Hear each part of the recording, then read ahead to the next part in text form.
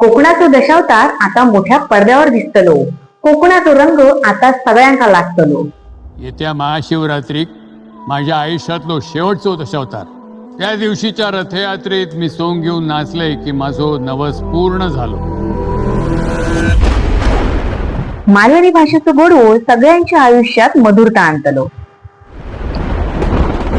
काही हजार वर्षांपूर्वीपासूनचं देवस्थान हे राखणदार. राखणदारा पुढे कोण मोठो ना. माझी आजी माका सांगा, कात्रोबाच्या रानात रात्रीचो राखणदार फिरता म्हणा. आमचा सगळ्यांचा भला करे महाराजा.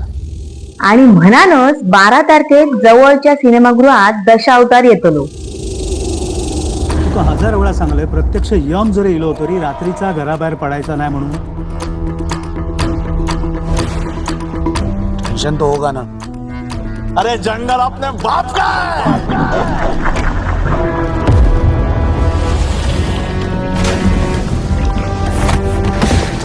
सगळ्यांनी बघूक जावा आणि दशावताराक हाऊसफुल करून टाका.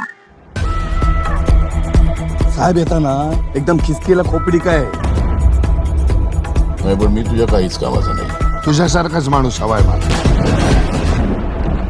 तो करताय सगळं. कोण?